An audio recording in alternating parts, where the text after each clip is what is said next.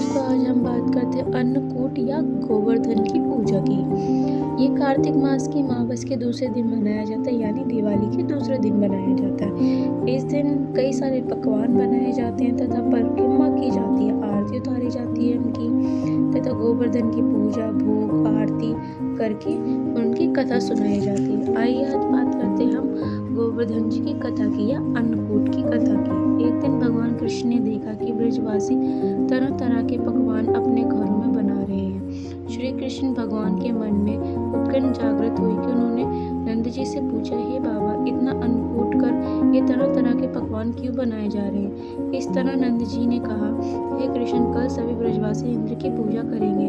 उन्हीं की कृपा के लिए सारी अन्नकूट पकवान बनाए जा रहे हैं। हम इंद्र की कृपा करके अधीन हैं। इंद्र जल दृष्टि हमें अन्न देते हैं, हमारी गायों को चारा प्रदान करते हैं। इस प्रकार कृष्ण बोले, हे नंद बाबा, हमारे गांव के पास साक्षात गोवर्धन पर्वत है, उसकी हम सब पूजा करें। वह हमारी पूजा को स्वीकार करेंगे तथा प्रकट होकर स्वयं पूजन करेंगे। इंद्र की पूजा व्यर्थ है, वह इतने महान नहीं है।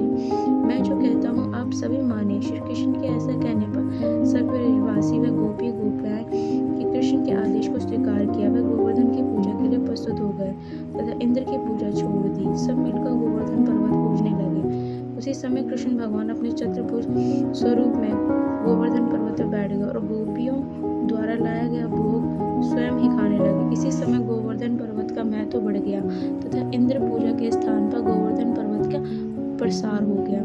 एक ब्रजवास के वर्ष ही नहीं, क्योंकि कृष्ण भगवान के कहने पर ब्रजवासियों ने इंद्र की पूजा की थी। इंद्र की जगह कृष्ण जी ने अपनी पूजा कराई। इसे इंद्रदेव बड़े क्रोधित हो उठे और उन्होंने खूब पानी की वर्षा कराई तथा दिन रात बरसने के साथ साथ संपूर्ण ब्रजवासी जलोजहान हो गया।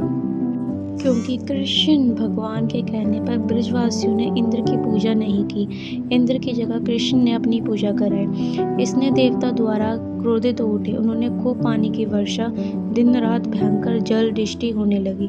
संपूर्ण ब्रज जल मार्ग होकर डूबने लगा। सभी ब्रजवासी त्राहिम त्राहिम करने लगे, हे कृष्ण, हमने आपके कहने पर इंद्र की पूजा नहीं की।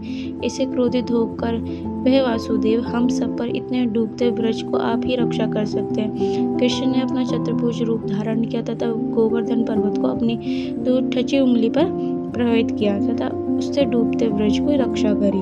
कहीं कहीं गोवर्धन की पूजा दिन गाय व बछड़ों को सजाने की प्रथा प्रचलित है। इस दिन गाय के बछड़ों को सजाया जाता है, उनकी शरीर पर चित्रकारी की जाती है, घी, गुड़, आटे की लोई खिलाई जाती है। गोवर्धन की पूजा के साथ ही कृष्ण जी की भी पूजा की जाती है। ये कथा यहीं समाप्त होती है दोस्तों।